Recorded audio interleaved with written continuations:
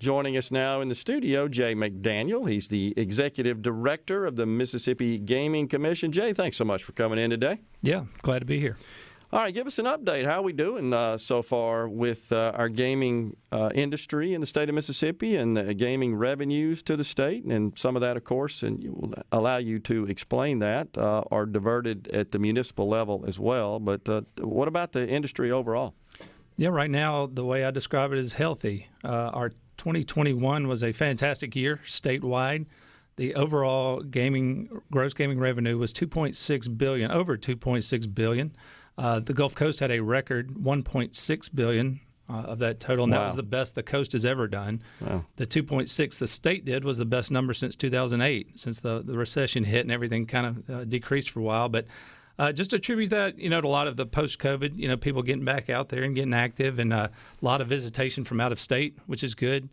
We also, just overall, the tax revenue, the state gets 8% of that, so a good, healthy, over $200 million to the state last year, another 3 to 4% municipal and county, depending on where the casino sits. So It's all good news right now. And then we have our January numbers, and January was another healthy month. We beat January of last year, so that's a good start. Wow. And so in your estimation and talking to management of the casinos, do they feel like they're sort of getting back to normal? I mean, obviously they are from a revenue perspective. I know they're all looking for people as everybody else is. Are they starting to get some relief there to get their staffing models built back up? Yeah, I think what most of them would tell you is they're back. Business is back. It's obviously different. Yeah. There are some things I actually learned from COVID. When you come out and you shut down your buffet and you think, oh, that's going to kill us, and you actually learn, that wasn't really what was driving traffic anyway. Maybe we're going to change this to more of a sit-down type restaurant. And then some of our hotel policies are going to change based on, like you said, if we can't get employees, we may have to change the way we clean rooms. And, the whole hotel industry as a whole is looking at that. Yep. But overall, yeah, the staffing is good. There's certainly minimum levels they have to maintain to comply with the gaming regulations. So from a gaming floor standpoint, it's pretty much business as usual on the gaming floor. I think what you're seeing is some of these amenities, the things you do outside of the floor, they're kind of changing their approach to some areas. Have they expressed, talking about the casinos and casino management, have they expressed any of the headwind concerns on the economy, inflation, et cetera? Is it impacting them as well? Well, definitely. I think, for our market, we're very much tourist-driven. 60% of our revenue on the coast and in Tunica comes from out of state. Okay. So when you're looking at things like gas prices, anything that affects discretionary income could have an impact. So certainly that's the number one factor, is we want people to be able to come here and travel and enjoy our state. And so while we've had a great year, that's certainly something we're looking at right now.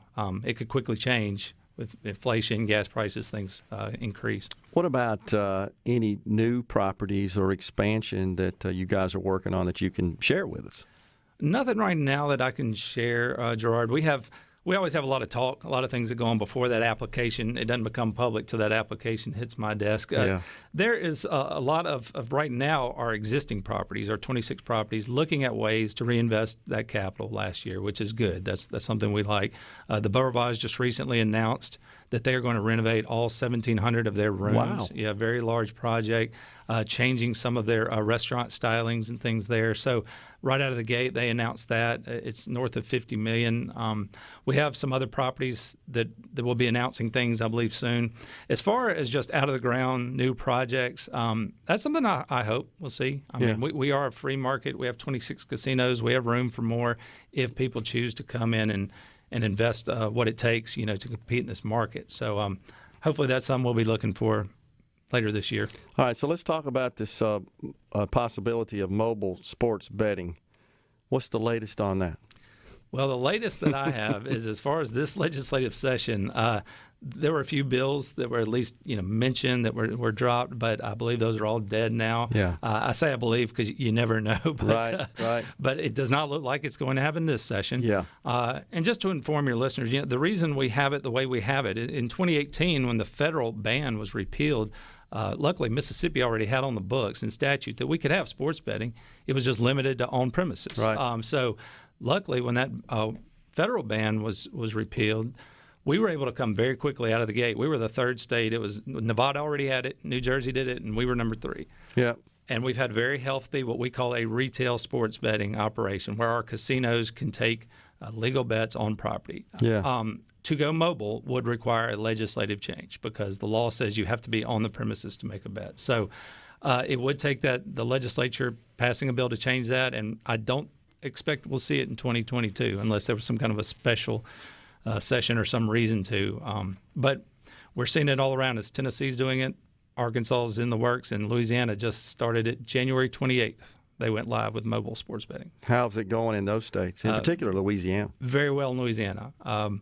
People have asked me, are we going to lose that business? Of course we're going to lose some business, especially, the fact that we have our casinos along the Gulf Coast and the river. Yeah. A lot of our bettors were coming from Louisiana. So I'll put it in this terms. We had about 700 million wagered last year on sports. That averages about 2 million a day. Louisiana went live January 28th. They've only reported those 4 days in January, but they did 40 million in those 4 days. Wow. So, you're talking 20 times what we did. Wow. And so some of that is very likely, they're people that used to come over or staying home. Sure. And I'll tell you, there's probably people from Mississippi that are driving over there because they like that mobile. Bet. So we're going to watch it. February will be the first month once it's over to analyze what it did monthly. But, it's just a different form, a different way of doing it that some people like. We still have it at our casinos, still very popular. So we'll see. We'll see what happens. Yeah. So how is that taxed? It's subject to the gaming tax. It's the exact same. It is just another game on the floor. So the revenue that they make off of sports betting is taxed just like slot revenue, just like table revenue. How would it work if it went mobile? That would, again, be up to the legislature, and that's one of the things I think, from a bill's perspective, maybe that's some of the discussion is if we just pass it as just another game, it'll just go into the same pot. Maybe we want to create a different tax, a different spending for it. So, the bill that dropped this year had no real change as far as the taxation. So, but that could be something that could be considered in the future. Is maybe the sports betting revenue is going to go to a specific, earmarked location. It kind of feels like, Jay, that it's just a matter of time that this is becoming so doable, I guess, with the ubiquity of connectivity and everybody walking around with a device in their hand that can facilitate and accommodate a bet. You're just seeing this across the country, are we not? No, you're right. You've got over half the states now either have some form of mobile sports betting or at least have legislation that's very active to push it, especially, as I mentioned, 3 of our neighboring states have it now, Arkansas very soon. In the Northeast, it goes like crazy. New Jersey, New York have it. And I think you're right. I think it's a matter of time, very much like the lottery. Yeah. I mean, for years and years, it was kind of we said no. But once we did it, look how well it's performed. Yeah. And so I think sports betting kind of falls in that same. I think there's a day it'll be here.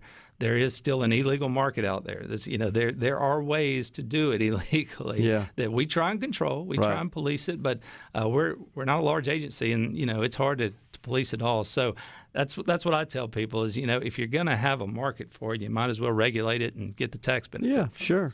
So is there some pushback from the industry, from the casino, the gaming industry? I'm not aware of really. I don't know if I call it pushback, but I will say we have 26 different casinos. Sure. I don't know if every one of them has the same view. Whether one might say, yeah, absolutely, we want to do this, and another might say, we're either not ready or we want to wait and evaluate. I didn't see a lot of heavy lobbying against it really one way or the other. Okay. We just need to get the legislature to pull the trigger and. Yeah, it's really just I don't know if it's a matter of just not high priority. Really, we had a lot on in the session going on, and I think it just boils down to when's that session where it's really someone's going to take this and cross the goal line with it, not to use a terrible. I got to tell you, when you're talking about something that could generate revenue for the state, I think. I might be inclined to recommend the governor, if he sees that the votes are there, call a special session like we did with the lottery under Governor Bryant and spend a couple of days and get that done. It'd be worth it, in my view. So we'll see where all that goes. But I think you're probably right. It just didn't come into the session as one of the the higher priority measures or efforts, and so it just kind of fizzles out. Right. I think that's what happens a lot. But that's what happens when you got a 3-month session and 3,000 bills that get dropped before it's all over with. Jay, appreciate you coming in, sir, and thanks for all the good work you do, and really pleased to hear the good news on the industry. It's good for the state of Mississippi. Well, thank you, Gerard. Appreciate it. Thank you, Jay. Jay McDaniel, Executive Director of the Mississippi Gaming Commission, has been